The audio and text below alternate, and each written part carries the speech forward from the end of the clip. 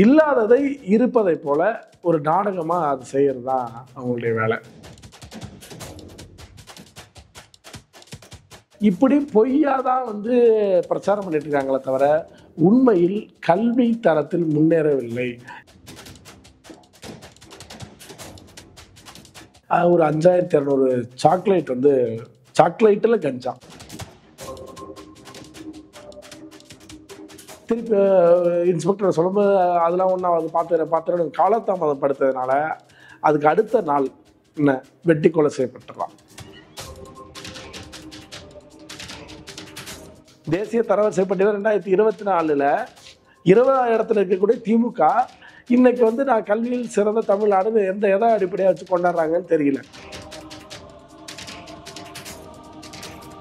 திமுக என்பதே ஒரு வெற்று நாடகம் போடுற ஒரு கட்சி. ஏன்னா அவர்களுக்கு என்ன பயனா, வரலாறுல திமுக மீண்டும் ஆட்சிக்கு வந்ததில்லை. என்ன ஒரு முறை ஆட்சி நடத்தினா அடுத்த முறை அவங்க ஆட்சியை இழந்துருவாங்க.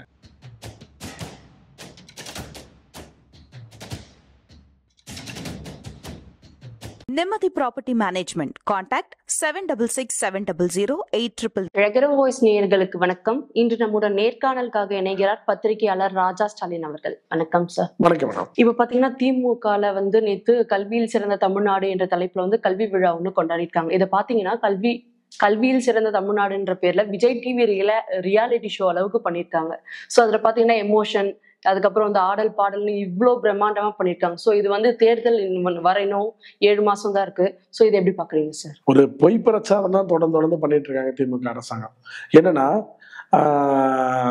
தேசிய தரவரிசை பட்டியலில் 2026 தமிழ்நாடு மொத்தம் 27 மாநிலங்கள் தரவரிசை பட்டியலில் அதுல 20ஆவது இடத்துல தான் தமிழ்நாடு இருக்குது.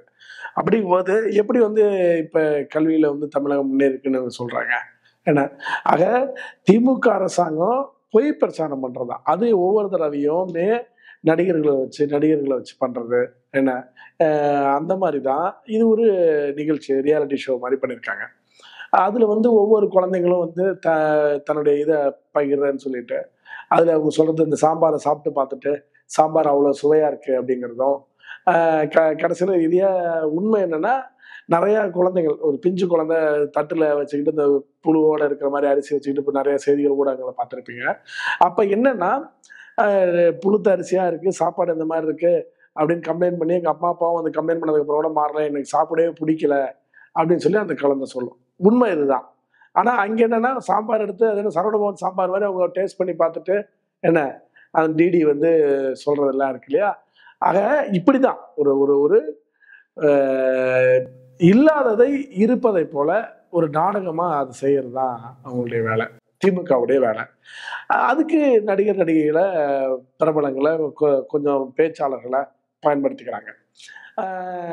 அந்த வகையில பாத்தீங்கன்னா இப்ப நேத்து பேசும்போது கூட கல்வியில இது இருக்குன்னு சொல்லி ஒரு இயக்குனர் பேசுறதா பரபரப்பு பேசப்பட்டது இல்லையா. அது கூட தேவையில்லாம மத்திய அரசாங்கத்தை இப்ப அந்த பழைய ராஜாஜி காலம் கிடையாதுங்க, குலக்கல்வி காலம் கிடையாதுங்க. அது நம்ம கொண்டே வரல, அது அப்படியே பேசப்பட்டுச்சு. நம்ம அதை அமல்படுத்த மாதிரி தடுத்து தமிழ்நாடு போராடி. ஆனா இப்ப அதை ஒப்பிட்ட அளவுக்கு அப்படி பேசுறது அர்த்தம் என்னன்னா பிஜேபி எதிர்ப்பு தான். இப்ப கட்டவரல கேட்டாங்க அவ ஏகலை உனக்கு அப்படிங்கிறதும், இவர் கர்ணனுக்கு உன்னுடைய நீ கத்துக்கிட்ட பாடம் ஆபத்துல பயன்படாதுன்னு சாபம் வாங்கிட்டாங்க. அது போல இப்ப நவீன காலத்துல ராஜகோபாலாச்சாரி வரைக்கும் நாங்க படிக்க கூடாதுன்னு தான் நினைக்கிறாங்க அப்படின்னு இப்படி பேச்சாளர்களை வச்சும் எழுத்தாளர்களை வச்சு இயக்குநர்களை வச்சும் நடிகைகள் வச்சு பேச வைக்கிறதுக்குன்னு தொடர்ந்து இப்படிதான் திமுக அரசாங்கம் பேசிட்டு வருது. ஆனா இன்னைக்கு அந்த ஒரு நிலைமை கிடையாது. நீங்க இப்ப ஒரு விஷயம் மாறணும், எப்படி மாறணும்? இப்ப கல்விக்கு நிதி ஒதுக்கிறீங்க. தமிழ்நாட்டுல மொத்த தமிழக பட்ஜெட்ல 18.5% பள்ளிக்கல்வித்துறைக்கு அதிமுக அரசு ஒதுக்குச்சு. ஆனா திமுக 13.4% ஒதுக்கி இருக்கு. அதாவது 22,200 கோடி ரூபாய் அளவுக்கு தொகை குறைச்சு ஒதுக்கி இருக்கு. அப்ப எப்படி பள்ளிக்கல்வித்துறையில ஒரு வளர்ச்சி இருக்கும்? ஒண்ணு. அடுத்தது இப்ப உதாரணத்துக்கு ஒரு அரசு கலைக்கல்லூரி 67 அரசு கலைக்கல்லூரிகளை அதிமுக அரசு தன் ஆட்சி காலத்துல தொடங்குச்சுங்க. ஆனா திமுக வெறும் 35 கலைக்கல்லூரிகளை தான் தொடங்கியிருக்கு. அதே மாதிரி ஆசிரியர்கள் பணி நியமனம் 45,000 பேரை நம்ம வேலைக்கு எடுத்திருக்காங்க அதிமுக அரசாங்கம். திமுக வந்து வெறும் 2,400 பேர் தான். 1.24, அதாவது ஒரு ஆசிரியர்களுக்கு 24 மாணவர்களுக்கு ஒரு ஆசிரியர் விகிதாச்சாரமா நான் வச்சிருந்தோம் அதிமுக அரசு. திமுக வந்து 33 மாணவர்களுக்கு ஒரு ஆசிரியரா விகிதாச்சாரம் வச்சிருக்காங்க. என்ன அப்ப எவ்வளவு கூடியிருக்கு பாருங்க, ஏறத்தாழ 10 பேர். ஆக இப்படி பொய்யாதான் வந்து பிரச்சாரம் பண்ணிட்டு இருக்காங்களே தவிர உண்மையில் கல்வி தரத்தில் முன்னேறவில்லை. எப்படி இந்த வெளிநாடு போனோம் வெளிநாட்டில் நாங்கள் நிதி திரட்டிட்டு வந்தோம் 10 லட்சம் கோடின்னு சொல்றாங்க இல்லையா? ஆனால் 10 லட்சம் கோடினா ஒரு 30 லட்சம் பேருக்கு வேலை கிடைச்சிருக்கணும். என்ன ஆனால் அப்படி வேலை கிடைக்கல. என்ன எதிர்கட்சி தலைவரே எடப்பாடியார் அவர்கள் சுட்டி காட்டுற அளவுக்கு இருந்தோம். வெள்ளை அறிக்கை கேட்குற இது வரைக்கும் வெள்ளை அறிக்கை கொடுக்கல. ஆக அதுபோல இந்த கல்வியும் என்பது ஒரு நாடகமாக தான் சேர்க்க தவிர இது உண்மை இல்லை. திமுக ஆட்சி காலத்தில் கல்வியில் தரம் இல்லை, குறைஞ்சிருக்கும். 20வது இடத்துல தேசிய அளவுக்கு நம்ம இருக்கிறதுக்கு எவ்வளோ தரக்குறைவு. என்ன இதுதான் தமிழ்நாட்டுடைய இன்றைய திமுக ஆட்சியின் வளர்ச்சி. இந்தியால எல்லாமே முதலிடத்துல இருக்கு அப்படின்ற மாதிரி சொல்லியிருக்காங்கல்ல. அப்படி எந்த புள்ளி விவரங்களும் விவரமா கொடுக்கலங்க. எந்த செய்தி நாளேடுலையும் வரல. என்னன்னா அதாவது புள்ளி விவரங்கள் உண்மையான புள்ளி விவரங்களா வரல. என்ன இவங்க படக்க தான் கம்மின்னு சொன்னா கடைசியில் அதை விட அதிகமாக இங்கே இருக்காங்க. நீங்கள் ஒரு யூபியும் ஒரு குஜராத்தும் முன்னாடி இருக்குதுங்க, கேரளா முன்னாடி இருக்குங்க, 27 மாநிலத்தில் 20 மாநிலம் முன்னாடி இருக்கு. அதன் பிறகுதான் தமிழ்நாடே வருது. அப்ப எந்த அளவுக்கு தமிழ்நாடு பின்தங்கி இருக்கு கல்வியிலன்னு பார்த்துங்க. என்ன இப்ப ஏன்னா இவர்கள் ஒவ்வொரு நிதியுமே அதான் 22,000 கோடி நிதி குறைச்சிட்டாங்கன்னா அப்ப எப்படி இருக்கு நீங்க நிதி பயன்படுத்துவீங்க? என்ன கல்லூரிகள் குறைஞ்சிச்சு. என்ன இப்படியான விஷயங்கள். பாலிடெக்னிக் ஒரே ஒரு பாலிடெக்னிக் கூட திறக்கலைங்க. அதிமுக ஆட்சி காலத்தில் பாலிடெக்னிக் மட்டும் 21 பாலிடெக்னிக் திறந்தோம். ஆனால் திமுக ஆட்சி காலத்தில் ஒன்னே ஒன்று கூட திறக்கல. இருந்த பாலிடெக்னிக்கு அதை வந்து திருப்பி இப்போ ஒரு கட்டுமானம் இருக்கு, அந்த கட்டுமானம் இடிஞ்சு போச்சு, ஒரு மழையா இருக்கு, அதை சரி பண்ண முடியாது. அந்த மாதிரி சரிப்படுத்தல் மட்டும் தான் பண்ணியிருக்காங்க இல்லை தவிர மற்றபடி புதுசாக கட்டலை. என்ன இப்படிதான் திமுக ஆட்சி காலம் நடந்திருக்கு. இப்ப பாத்தீங்கன்னா 5000க்கும் மேலான கஞ்சா சாக்லேட் அது வந்து பறிமுதல் பண்ணிருக்காங்க அப்படின்ற மாதிரி ஒரு செய்தி ஒன்று வந்திருக்கு. சொல்ல பாத்தீங்கன்னா 11 பேரை வந்து கைது பண்ணிருக்காங்க, அரெஸ்ட் பண்ணிருக்காங்க. ஸோ அதுல 7 பேர் வந்து மாணவர்கள்னு சொல்லியிருக்காங்க. ஸோ இப்படி இருக்கும்போது மாணவர்கள் கஞ்சா போட்டு இந்த பேருந்து நிலையத்துல பண்ற அட்டகாசமா இருக்கட்டும், அட்டூழியங்களா இருக்கட்டும், இப்படி இருக்கும்போது கல்வியில் சிறந்த தமிழ்நாடு அப்படின்ற மாதிரி ஒரு விழா எடுத்து நடத்துறாங்க. இது தேவையா சார்? அது தாம்பரம் மாநகராட்சி உடைய எல்லைக்குட்பட்ட காவல்துறை ஒரு 11 பேரை கைது பண்ணிருக்காங்க. ஒரு 5,200 சாக்லேட் வந்து சாக்லேட்டில் கஞ்சா இருந்ததா கைது பண்ணியிருக்காங்க. அது பார்த்தீங்கன்னா இந்த பொத்தேரி போன்ற ஏரியாவில் இருக்கக்கூடிய தனியார் பள்ளிகளில் படிக்கக்கூடிய கல்லூரி மாணவர்கள் அதை பயன்படுத்தியதா இது பண்ணுறாங்க. அதில் ஒரு 11 பேர் கைது செய்யப்பட்டிருக்காங்க. பள்ளி மாணவர்கள் அது போல். என்ன இப்போ பல்லவந்தாங்கல்ல ஒரு அரசு பள்ளியில் கஞ்சா பயன்படுத்தி அப்போ வந்து ஆசிரியர்கள் கண்டுபிடிச்சி காவல்துறை வர வச்சு இப்போ அந்த நபர்கிட்ட விசாரணை நடத்துற அடிப்படையில் அந்த மாணவன்கிட்ட ஒரு 3 பேரை கைது பண்ணியிருக்காங்க. இப்போ ஒரு பள்ளிக்குள்ள அங்கேயே புகை பிடிச்சிட்டு அவனுக்கு அந்த மாணவனை பிடிக்கும்போது அவனுடைய பாக்கெட்லாம் கஞ்சா.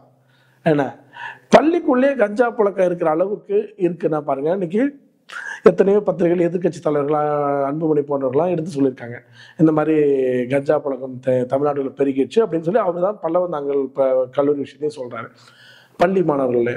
ஆக இப்படி வந்து கஞ்சா புழக்கம் இந்த அளவுக்கு இருக்குன்னா எடப்பாடியார் என்ன சொல்றாரு, சாக்லேட் ஏதாவது சாக்லேட்ல கஞ்சா இருந்தது போக ஆம்லேட்டிலும் கஞ்சான்னு சொல்லியிருக்காரு. ஆக அந்த அளவுக்கு கஞ்சா புழக்கம் அதிகமாக இருக்கு. கஞ்சா புழக்கத்தை அதிகமாக இருக்குன்னு ஏதாவது ஒரு ஊரில் வந்து போய் இப்போ புகார் கொடுத்தாங்கன்னா உடனே வந்து அந்த புகார் கொடுத்தவர் கொல்லப்பட்டிருக்காரு. அப்படி ஒரு விஷயம்தான் தஞ்சாவூர் மாவட்டத்தில் ஐயம்பேட்டைங்கிற ஊருக்கு மணல்மேடுங்கிற ஒரு தெருவில் கஞ்சா விற்கிற கும்பல் என்ன பண்ணியிருக்காங்க, ஒரு வீடு வாடகைக்கு எடுத்திருக்காங்க. அந்த வாடகை எடுத்து அங்கே கஞ்சா விற்பனைக்காக பயன்படுத்திருக்காங்க. வந்து அப்போ அந்த தெருவை சேர்ந்த சிவமணிகண்டன் ஒரு மினி பஸ் டிரைவரு போய் புகார் கொடுக்குறாரு. புகார் கொடுத்து அது மேல் நடவடிக்கை இல்லை. அந்த ரவிமதிங்கிற ஒரு இன்ஸ்பெக்டர் அவங்க நடவடிக்கை எடுக்கலைங்கிற அடிப்படையில் மீண்டும் இது பண்ணும்போது அவங்க ஊர்லேயே இறங்கி அந்த கஞ்சா விற்கிற கும்பல் உன்னை வெட்டிடுவோம் கொலை பண்ணிடுவோம்னு சொல்லி அவங்க ஊரில் தகராறு பண்ணியிருக்காங்க கத்தியோட வந்து. அப்போ அதுக்காக மறுபடியும் மீண்டும் புகார் கொடுக்க போய் திருப்பி இன்ஸ்பெக்டரை சொல்லும்போது அதெல்லாம் ஒன்றா அது பார்த்துறேன் காலதாமதப்படுத்ததுனால அதுக்கு அடுத்த நாள் என்ன வெட்டி கொலை செய்யப்பட்டுறான். ஆகஸ்ட் 7ஆம் தேதி வெட்டி கொலை செய்யப்பட்டலாம். இப்போ கஞ்சா புழக்கம் இருக்கு, கஞ்சா புழக்கம் பொதுமக்கள் புகார் கொடுத்துருக்காங்க. புகார் மீது நடவடிக்கை எடுக்காதனால ஒரு உயிர் போயிடுச்சு.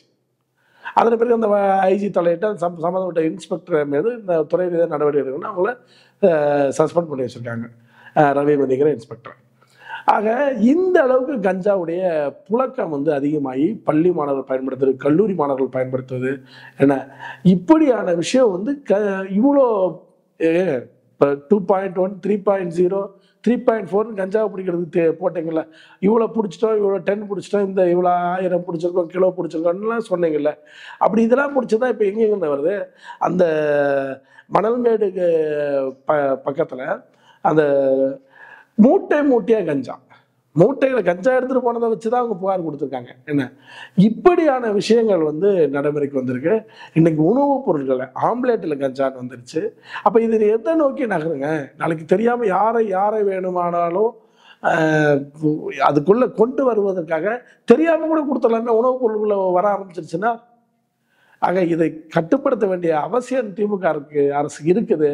ஆனால் அதுவே இது மீது நடவடிக்கை எடுக்கலங்கிறது மிக வருத்தத்துக்குரியது. திமுக ஆட்சியில பாத்தீங்கன்னா ஊழல் எந்த அளவுக்கு அதிகமோ அதே மாதிரி இந்த கஞ்சா, இந்த போதைப் பொருள் இது அதிகமா இருக்கு. ஸோ இப்படி இருக்கும்போது ஸ்டூடெண்ட்ஸ் அவங்களோட படிப்பு பாதிக்காதா சார்? ஏன்னா இப்ப கல்வியில் சிறந்த தமிழ்நாடுன்ட்டு ஒரு விழா எடுத்து நடத்திட்டு இருக்காங்க. இப்போ இவங்களால அந்த கல்வி சிறந்து வரணும் அப்படின்னும் போது ஸ்டூடெண்ட்ஸ்க்கு இந்த கஞ்சா போகாம இருக்கணும்ல சார்? அதாவதுங்க, ஒரு ஒரு ஓட்டப்பந்தயத்தில் ஒரு 30 பேர் ஓடுறான்னா அந்த 30 பேர் ஓட்டுறதுல முதல் 3 பரிசு வாங்குறவன் வெற்றியை கொண்டாடலாம். 20வது பரிசு வரவன் நான் 20ஆம் இடத்துல இருக்க, நான் தாங்க சிறந்தவன் சொல்லி கொண்டாடுறது மிகப்பெரிய அசிங்கம். அதுதான் இப்போ இன்னைக்கு திமுக அரசாங்கம் பண்ணியிருக்கு. தேசிய தரவரிசை பட்டியலில் 2024 20ஆம் இடத்துல இருக்கக்கூடிய திமுக இன்னைக்கு நான் கல்வியில் சிறந்த தமிழ்நாடுன்னு எதை அடிப்படையாக வச்சு கொண்டாடுறாங்கன்னு தெரியல. என்ன ஏன்னா இவ்வளோ பிரச்சனை இருக்கும்போது எப்படி இவர்கள் இதா இருப்பாங்க? அனைத்துமே பொய்யா உருவாக்குறது. இங்க இருக்கக்கூடிய நிறைய மீடியாக்கள், சினிமாக்காரர்கள் அத்தனை பேருமே இதை திமுக ஆதரிச்சு தான் பேசுவாங்க. கேட்டா உடனே மதவாத சக்தி, பிஜேபி எதிர்க்கிறது திமுக தான் அப்படின்னு ஒரு உருட்டு விட்டுருவாங்க. ஆனா உண்மை திமுக ஆட்சி காலத்தில் கஞ்சா புழக்கம் அதிகமாகி கல்வி காம்பஸ்ல குத்திக்கிட்ட விஷயம் இருக்குல்ல, மாணவர்களை காம்பஸ்ல குத்தி முதுகுல கிழிச்சாங்க. தனியார் பள்ளிகளில் நடக்குதுங்க. அது எல்லா இடத்துலையுமே அரசு பள்ளி மாணவர்கள் சேர்க்கை விகிதாச்சாரம் குறைந்து போச்சுன்னு ஆளுநர் ரவி அவர்கள் ஒரு பெரிய அறிக்கை கொடுத்துருக்காருங்க. அப்ப அரசு பள்ளியில மாணவர்கள் சேர்க்கை குறைஞ்சு போச்சுன்னு சொல்றாரு. என்ன ஆளுநர் கொடுத்த அறிக்கைங்கிறது பொய்யா? அவர் கொடுத்த டேட்டாஸ் பொய்யா? அப்ப அதுக்கு நீங்க விளக்கம் கொடுத்துருக்கணும் உங்க தரப்புல இருந்து. ஆக திமுக என்பது பொய் பிரச்சாரம் நல்லா பண்ணுவாங்க. அது உதாரணத்துக்கு அரசியல் ரீதியான உதாரணமே சொல்லணும். ஒரு 10 நாளைக்கு முன்னாடி தங்கம் தென்னரசு அவர்கள் தாங்கள் கொடுத்த தேர்தல் வாக்குறுதியில் 404 வாக்குறுதி நிறைவேற்றுவேன்னு சொன்னாங்க. ஆனா மு.க. ஸ்டாலின் அவர்கள் 364 வாக்குறுதிகள் நிறைவேற்றிட்டோன்னு சொல்லிட்டு இவர் சொல்றாரு. அப்ப முதலமைச்சர் சொல்ற டேட்டா சரியா, அமைச்சர் சொல்ற டேட்டா சரியா? ரெண்டுக்குமே 40 எண்கள் வித்தியாசம் இருக்கு, 40 வாக்குறுதிகள் வித்தியாசம் இருக்கு.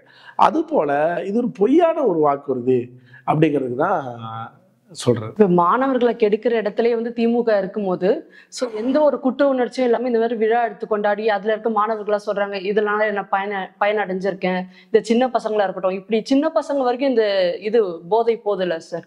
இப்படி இருக்கும்போது அவங்களால எப்படி இந்த மாதிரி விழாலாம் எடுத்து நடத்த முடியுது? இதே தாங்க நம்ம இந்த தூய்மை பணியாளர்கள் இதுல என்னாச்சு?